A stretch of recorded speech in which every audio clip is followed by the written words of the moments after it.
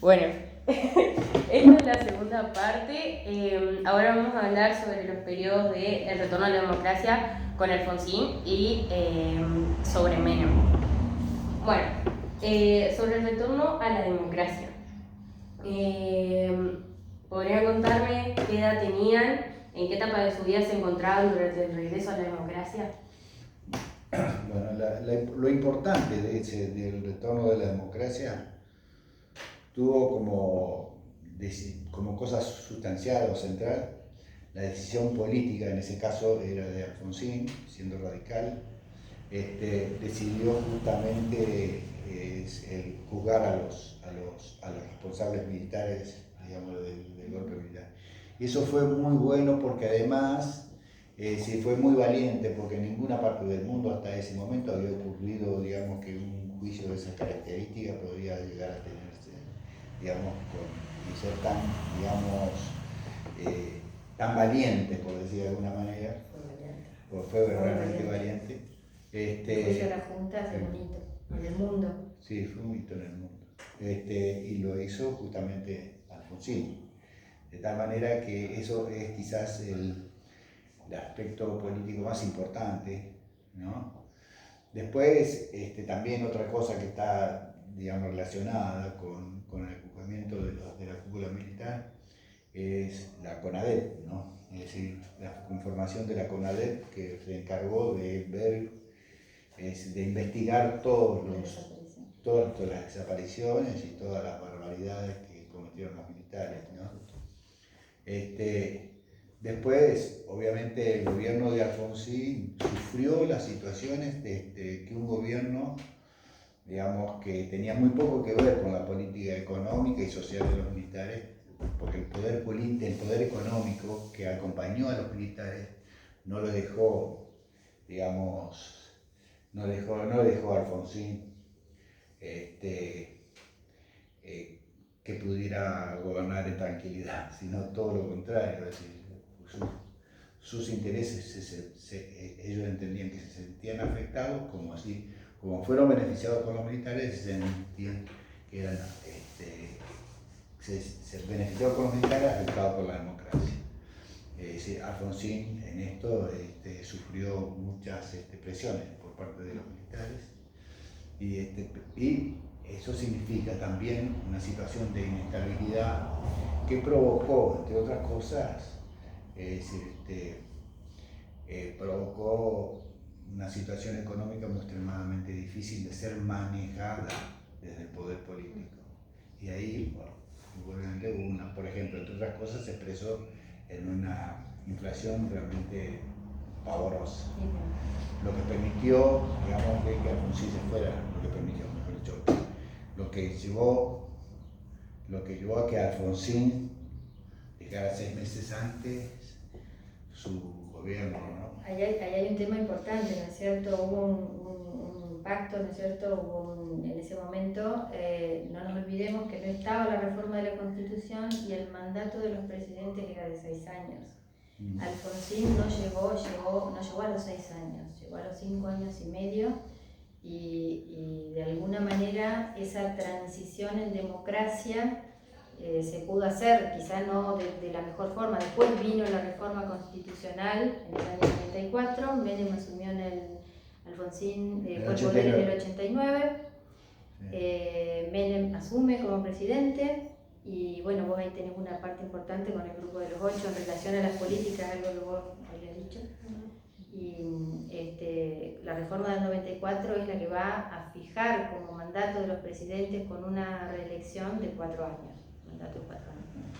Eso es muy importante, pero Alfonsín estuvo 5 años y medio en el poder y con todo un poderío económico atrás, socavándole todos los días, en fin. Bien. ¿Cómo recuerdan el ambiente social y político de esos años después de tantos años de dictadura? Bueno, fueron años, digámosle, yo diría, más que agitados, dinámicos, muy dinámicos, donde se fueron tomando posiciones los distintos sectores, posiciones políticas e ideológicas de distintos sectores. Esto tenía mucho que ver con la situación concretamente de a dónde nos habían llevado los militares. El nivel de endeudamiento nuestro era tremendo y esto era que hacía que este fuera un país muy difícil de conducir. Es por eso, por ejemplo, que cuando asume Menem, su decisión de tener una relación, por ejemplo, con Estados Unidos, que ellos le llamaron una relación carnal, eso significaba una toma de posición muy clara que no tenía nada que ver con la mayoría de los argentinos, ¿no? Aunque ganó las elecciones muy bien, pero es decir, no ganó las elecciones muy bien, pero tenía un nivel también de resistencia de su política que se fue expresando cada vez más llegado el segundo periodo de él. Porque llevó adelante toda una política, es decir, de venta como se decía en aquel momento, de las alhajas de la abuela, ¿no? Es decir, fue un país, yo creo que fue un saqueo justamente, en el que algunos nos opusimos de una forma muy férrea, porque evidentemente nos hizo mucho daño. Nosotros teníamos un Estado, quizás nosotros podemos analizar el Estado si puede llegar a ser, digamos, lo suficiente ágil o lo suficientemente dinámico o lo suficientemente fuerte y no, a veces hemos aportado algo a un Estado mamostrético, pero no es así. Lo importante es que el Estado en aquel momento jugaba un rol muy importante en la planificación económica, porque la planificación económica no la podés dejar en manos solamente de los privados y sobre todo de los sectores más concentrados. Tiene que planificar el Estado junto a los empresarios, pero también junto a los trabajadores. Eso se llama, digamos, la posibilidad de encontrar los consensos necesarios para desarrollar un país en serio. Cuando vos adscribís solamente a los intereses de los sectores más concentrados, a los sectores económicos más fuertes y hegemónicos y monopólicos, evidentemente estás mostrando una forma de desarrollar la política que fue teniendo su resistencia hasta que llegó el momento en que perdió Menem, estuvo nada más que el 32% del electorado. Esto es la verdad. Mientras tanto, se licitaron áreas centrales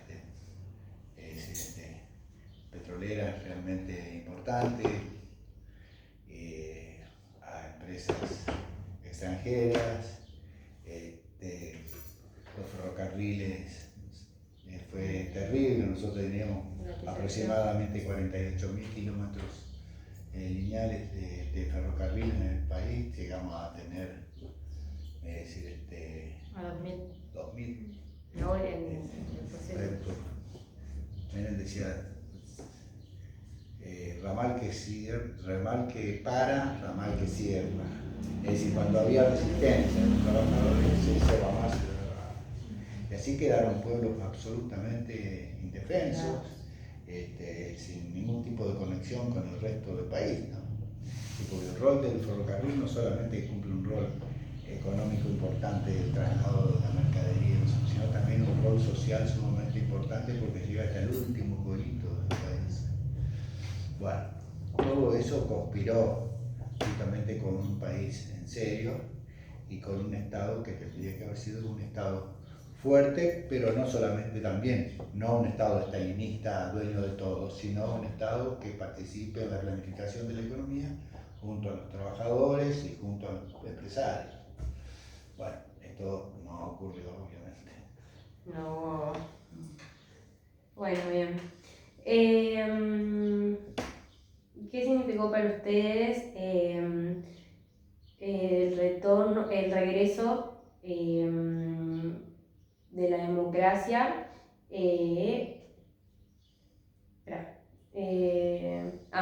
¿Qué significó para usted y su entorno el regreso de las elecciones libres y la figura de Raúl Alfonsín?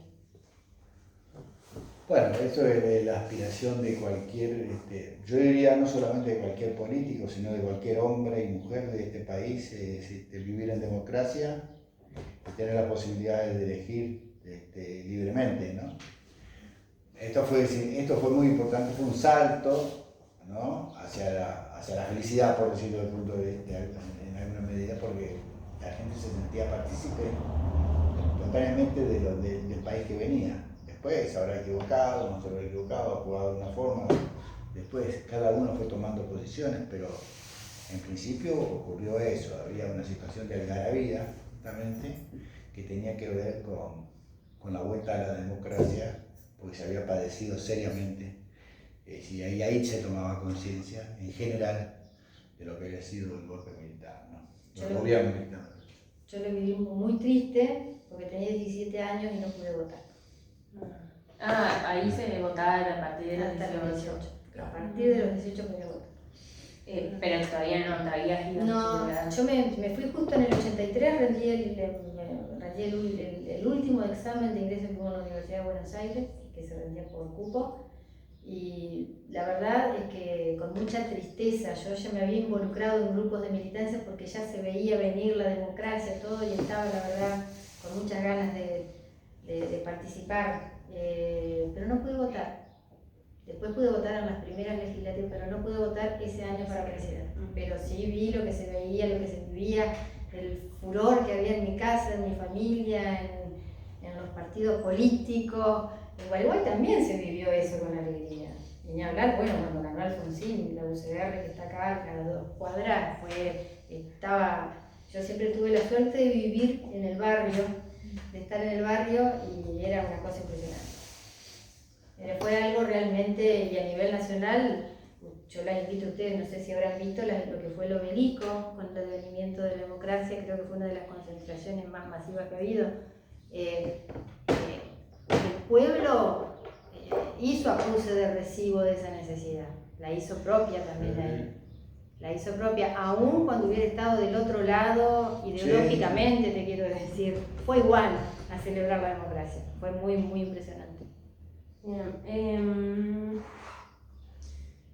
desde su perspectiva como ciudadana y profesional del derecho, ¿qué importancia tuvo la recuperación de las instituciones democráticas y del Estado de Derecho?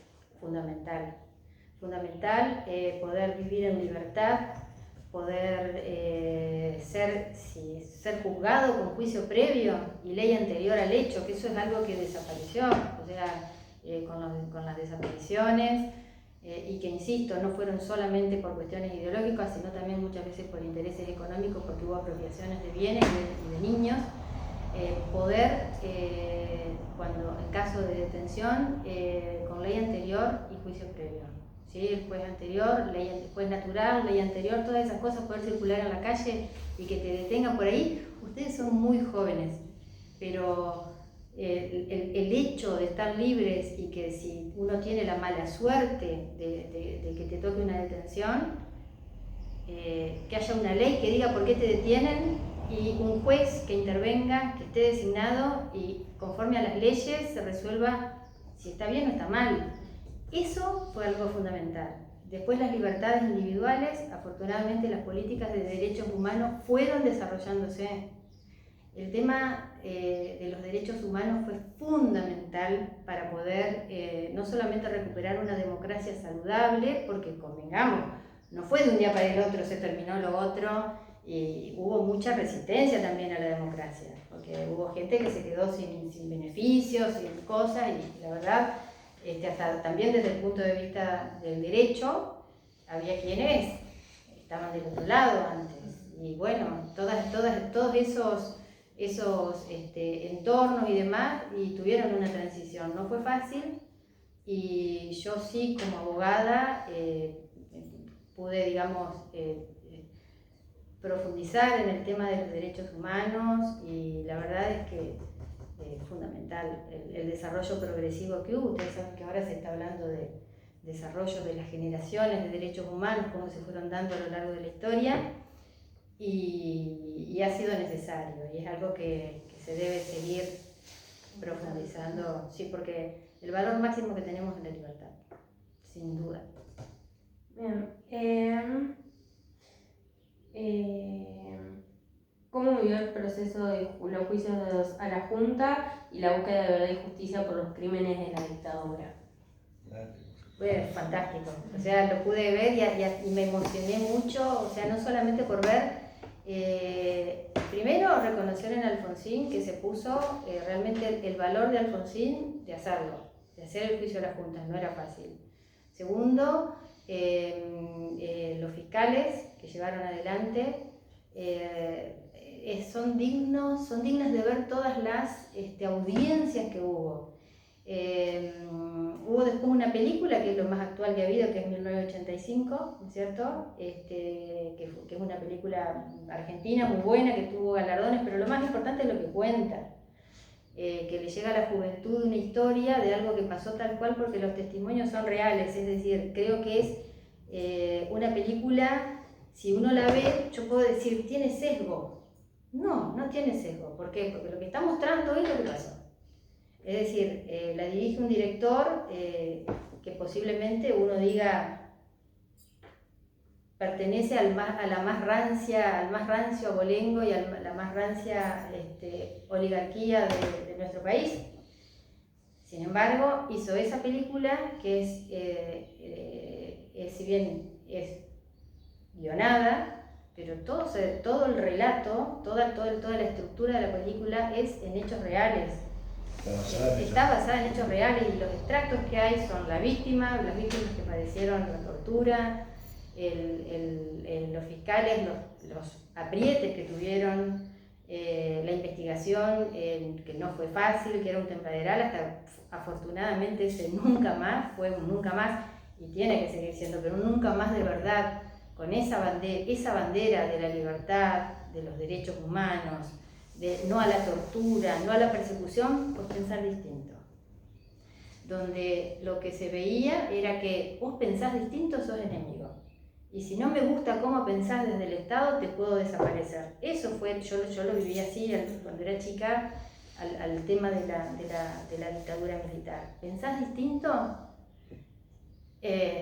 No nos convenís, tenés que desaparecer. En mi caso personal, yo me refugié mucho en la música, el rock nacional despertó, canciones de protesta, todo ese tipo de cosas las pasamos y ayudaron un montón. Y literatura llegaba bastante acotada porque había cosas que no se vendían, no teníamos la posibilidad de leer todo lo que se nos ocurriera. No, la verdad que no. Así que desde el punto de vista del juicio a las juntas, fue una reivindicación de la democracia para todos nosotros, para la Argentina, y de la libertad como valor también. Y bueno, pudimos volver a votar, pudimos, votar en realidad se votó antes, pero quiero decir, el juicio a la Junta fue ya como un broche de oro para una época muy oscura y que no se debe olvidar. Memoria, verdad y justicia, eso es así. Bien. ¿Qué cambios notaste en la libertad de expresión, en los medios de comunicación, en la vida cotidiana, en comparación a los años anteriores? Sí, bueno, lentamente, los medios de comunicación fueron también abrazando la democracia. Hubo algunos medios que evidentemente quedaron atrapados con ese pasado tan infame, quedaron de alguna manera todavía atrapados con eso, pero en general los medios tuvieron que adaptarse a una sociedad democrática y abrirse a las distintas voces en general. Si bien hay medios que tienen su ideología, con la que uno no podrá estar de acuerdo, pero perviven en libertad y además creo que están en la consolidación de la democracia, por más que piensen diferente que uno o no piensen lindo. No fue lo que uno quisiera que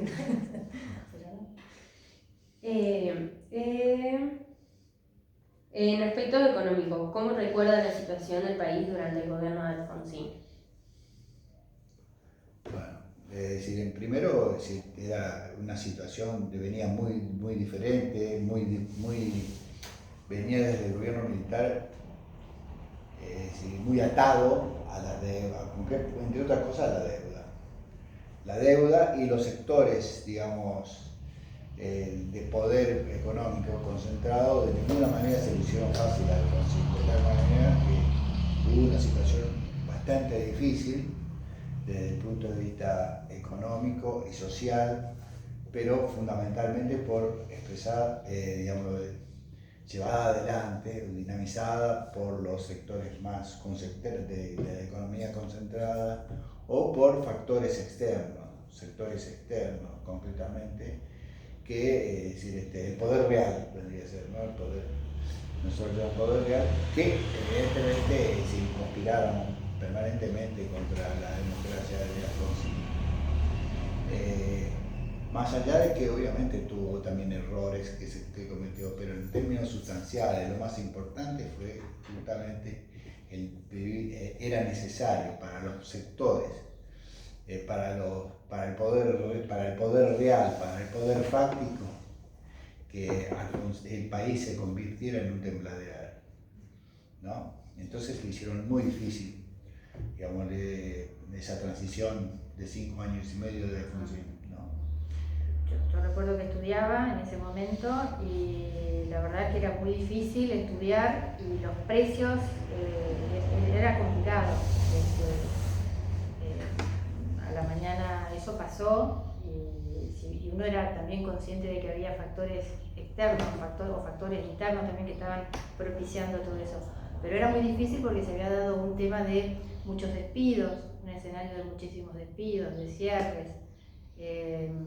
Había ya una especie de flexibilización laboral que se daba porque el empleo negro había tomado dimensiones bastante grandes.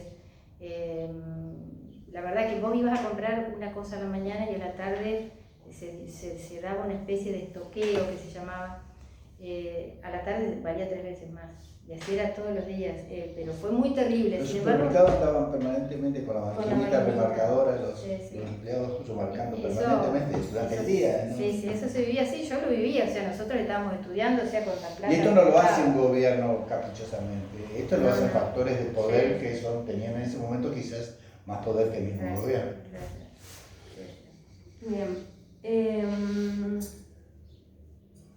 ¿Cómo percibió la participación ciudadana, el entusiasmo o la esperanza de la gente durante los primeros años de democracia?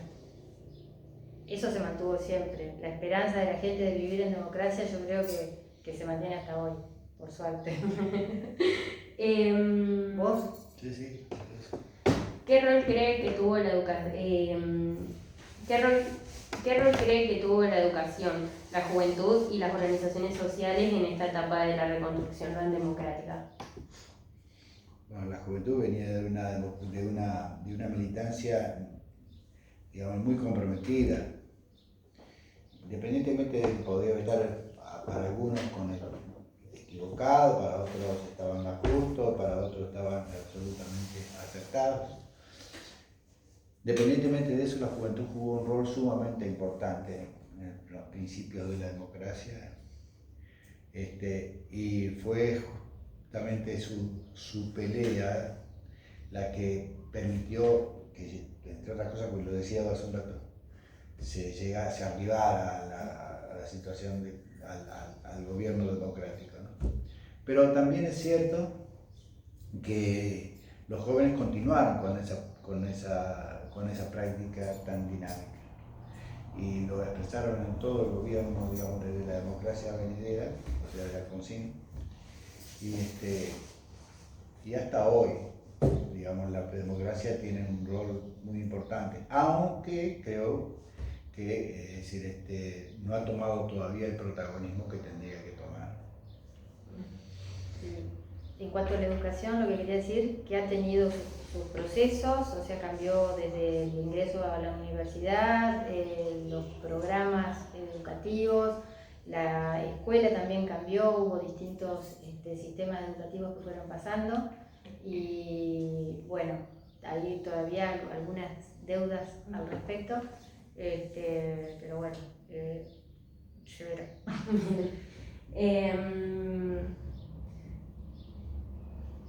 ¿Cómo se vivía la política local en Gualeguay durante los años de Alfonsín? ¿Hubo un clima de participación o de debate político activo? Yo lo que me acuerdo, a mí me tocó ser como carga pública, antes de irme a la facultad, justo era mi último año de estudiante y egresada de la Escuela de Comercio y se reiniciaba la democracia, y entonces me tocó ser taquígrafa del Consejo Deliberante con 17 años. O sea, pude participar de ese intercambio, de ese debate entre todos los partidos que habían llegado por el voto de la gente a ocupar el primer gobierno democrático. Para mí fue muy lindo, fue muy raro porque también estábamos con 2 compañeras más que nos tuvimos que dedicar todos los martes y los jueves a estar en las reuniones de comisión y después en los debates. Después yo no pude seguir porque ya empezaba el curso de ingreso en la facultad, pero los debates eran acaloradísimos, de eso me acuerdo. Para mí eran señores grandes que después con el tiempo se volvieron algunos colegas y otros después conocidos y demás. Se vivía, te diría que con bastante fervor todo eso. Eso es lo que yo recuerdo, lo que yo viví. Bien. ¿Qué recuerdos tiene el final del gobierno de Alfonsín y de la crisis económica que marcó esta etapa?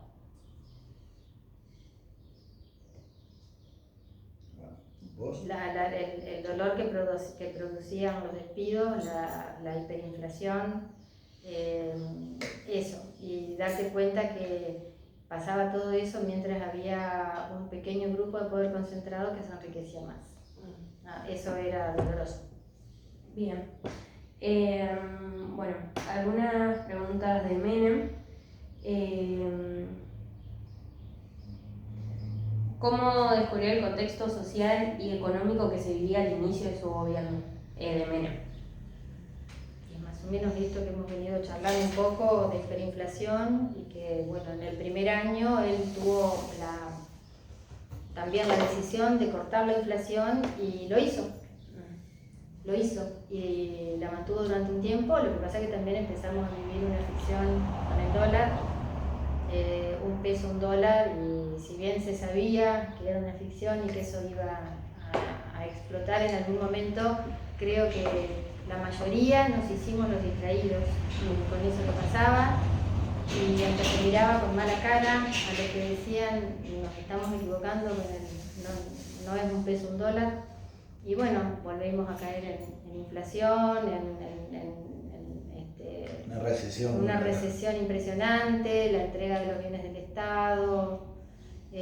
Sí hay que reconocer que nunca se perdió la decisión democrática de continuar con el sistema, no hubo ningún intento de cerrar el Congreso, ese tipo de cosas creo que se muestra palmariamente. Creo que Menem tenía una característica que era, además de ser una persona que uno la percibía como muy compradora, dialoguista y demás, también tenía un manejo que hasta algunos por ahí les caía bien. Sin embargo, tenía una manera de decir lo peor de una manera amable o graciosa, y creo que se vio después el tema de las relaciones carnales, que era esto que fue una especie de sometimiento a los Estados Unidos. El tema de las privatizaciones fue fatal, la gente se quedó sin trabajo, empresas que cerraron, todo eso, bueno, eso fue real. Hoy por ahí no se habla tanto, ya no se acuerda uno tanto, pero fue fatal. Fue fatal. Desde su experiencia personal y profesional, ¿cómo afectaron las políticas económicas como la convertibilidad, las privatizaciones a la vida cotidiana y al trabajo en general? Y es un poco eso, eso del 1 a 1 fue una mentira. O sea, mientras duró parecía un sueño, un cuento. Todos queríamos un peso, un dólar. No había respaldo, o sea, no existía, era una ficción. No sé vos, por favor, acotá algo vos, porque yo me acuerdo de eso y me agarro un poco de... yo lo viví con mucha fatalidad, mi familia también. Mi mamá es docente, los docentes no la pasaban bien. Mi papá en su momento tuvo que experimentar el cierre del banco donde trabajaba. No, fue muy fatal. Sí.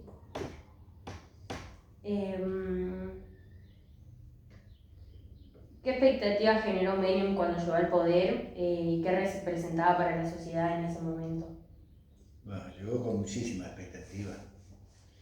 Realmente, primero que se venía en un momento extremadamente difícil con Alfonsín, una hiperinflación tremenda, y el hecho de que asumiera alguien de las características además de Menem, un hombre con un discurso muy comprador, muy marketinero, por decirlo de alguna manera, generó una situación de adhesión primaria muy importante por parte de la gente. Que a su vez acompañado, digamos, de algunas cosas como por ejemplo esto de la convertibilidad, que en ese momento se vendió como una cosa espectacular y terminó siendo un fiasco, pero de cualquier manera eso, por ejemplo, paró la inflación. Y entonces eso fue una cosa diferente para el conjunto de la gente, hasta que evidentemente sus políticas fueron demostrando de que este país y el Estado eran parte, digamos, de un saqueo. Y a partir de ahí comienza justamente la declinación, por un lado. Yo no sé si las expectativas de la gente fueron muchas, y siempre la gente tiene expectativas cuando se da un cambio, generalmente tiene expectativa en el que viene a cambiar. Y es normal. Y es normal que así sea. Así pasó con Alfonsín, así pasó con Menem, así como pasó con De la Rúa, que fue el fiasco de los fiascos. Y sin embargo, al principio tenía un nivel de adhesión popular sumamente importante, ¿no? Era una alianza encima de la Rúa. Y con Alfonsín, con Menem pasó exactamente lo mismo, también un nivel de adhesión primario realmente importante. Y finalizó después de su segundo mandato cuando quiso reintentar tuvo que bajarse porque Entonces ya no. La posibilidad. Creo que había quedado al descubierto lo que había pasado con la economía del país y creo que de alguna manera todos percibimos el engaño que decidimos decir. Pero aparte había unas cosas muy concretas, despidos, flexibilidad laboral, toda la deuda externa aumentada de una manera. Bien. ¿Cómo percibió los efectos sociales de estas políticas? Por ejemplo, la desigualdad, el desempleo o la pobreza.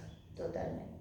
El aumento de la pobreza, la flexibilización laboral. Eso, vos imaginate, había despidos, cierre de empresas, despidos, familias enteras que se quedaron en la calle, alquileres que no se podían pagar, el aumento de precios. Claro, porque acá hubo, por ejemplo, empresas que se desmantelaron absolutamente. Por ejemplo, ferrocarril, hablando de empresas del Estado, ¿no? Pero los privados también, sobre todo el pequeño y mediano empresario, sufrió notablemente. Ahí se produjo una situación de recesión muy importante que la sufrió justamente el pequeño y mediano empresario. Entonces había despidos también. De ahí devino la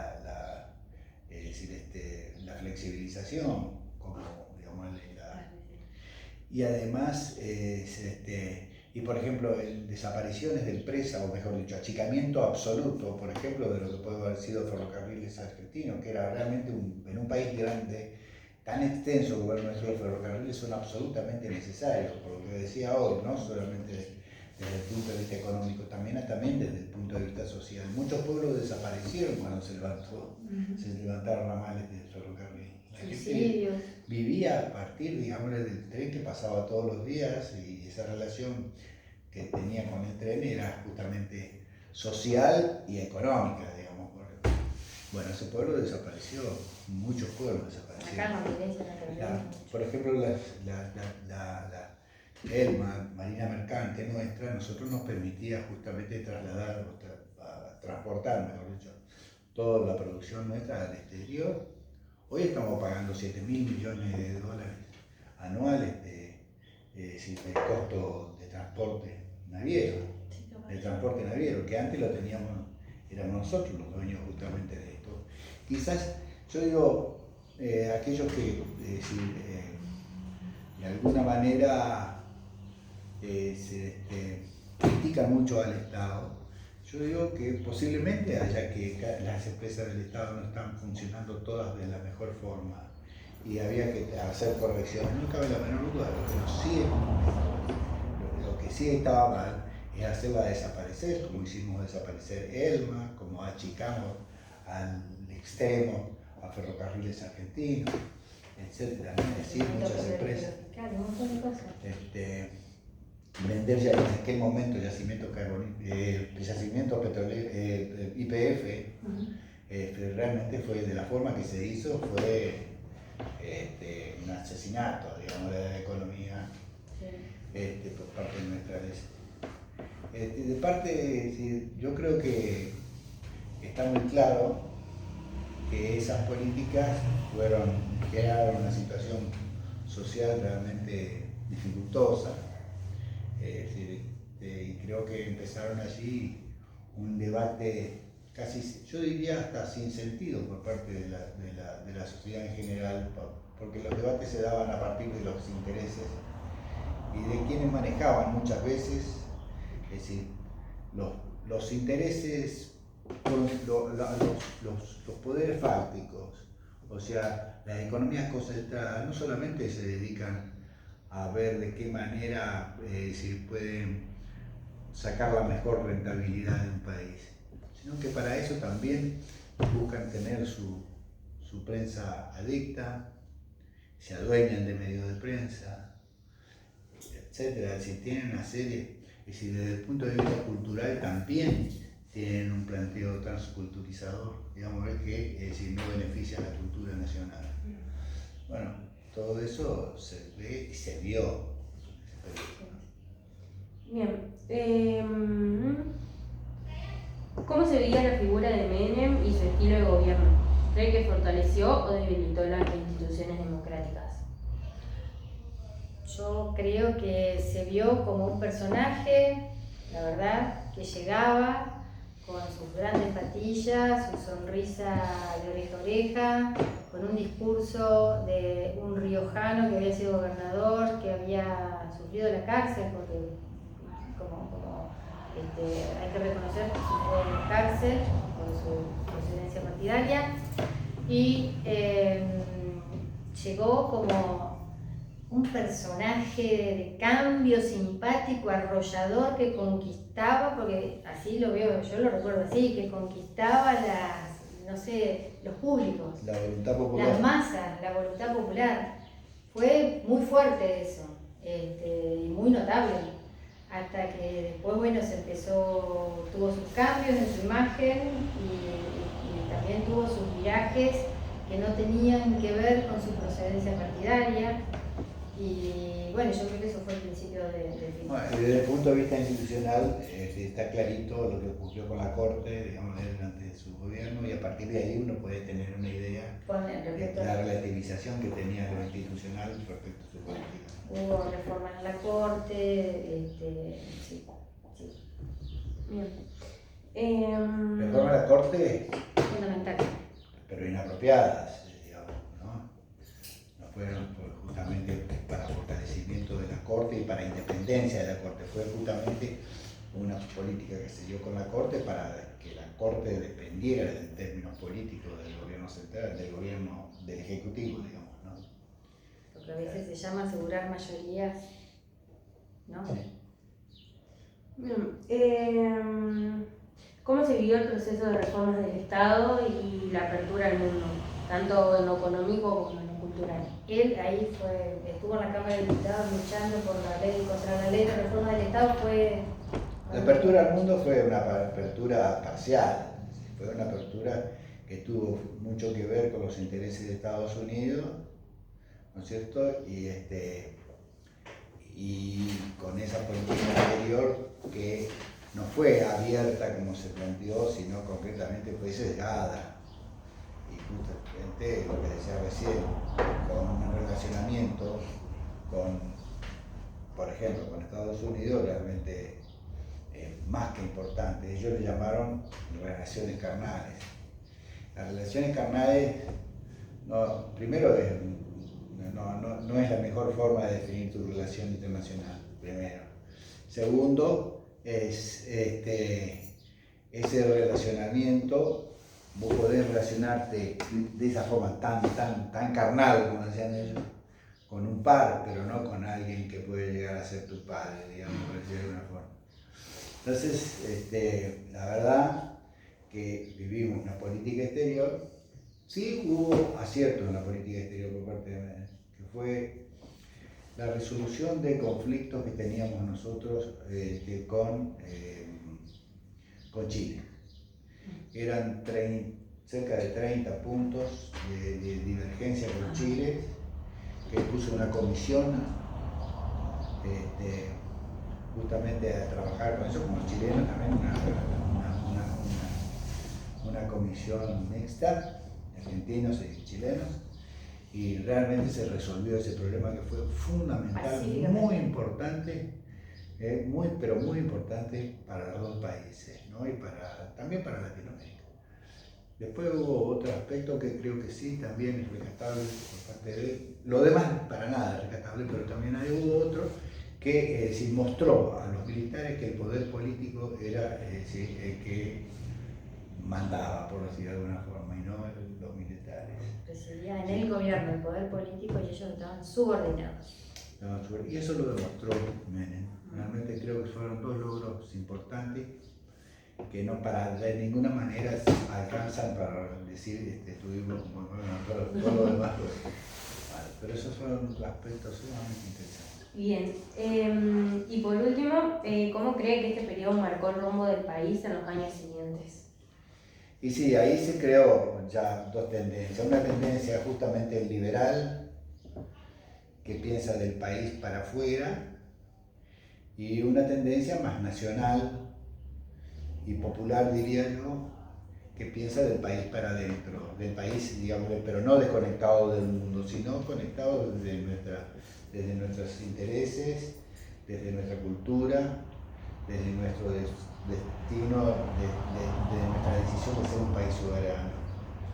Creo que ahí se generaron, a partir de Menem, fue el salto, digamos, desde el liberalismo por un lado, empezar a consolidarse como fuerza política, y de los sectores, yo le llamaría populares, que, es decir, evidentemente contrapuestos a estos intereses, que empezaron a tener, mejor dicho, también consolidaron su propia identidad, ¿no? Todo eso todavía hoy está en discusión, está en el debate nacional, pero esto es lo que se viene, el debate de dos ideas centrales, ¿no es cierto? Una que yo la caracterizo como del país para afuera, aliado a los intereses internacionales y no justamente a la posibilidad de un país, de los intereses de nuestro país. Es decir, proclive a hacer pie a la transculturización, ¿no es cierto? Es decir, que le llaman guerra cultural o batalla cultural. Y la otra es justamente la necesidad de consolidar nuestra propia identidad cultural, ¿no? Y desde el punto de vista económico está donde el rol del Estado juega un rol de planificación de la economía, junto con los trabajadores y con los empresarios, no sin ellos, con ellos. Y el otro sector que entiende de que la economía tiene que manejar los sectores más concentrados o los sectores, digamos, de mayor poder económico. Bueno, creo que ya estamos. Muchas gracias. Muchísimas gracias. No, por favor.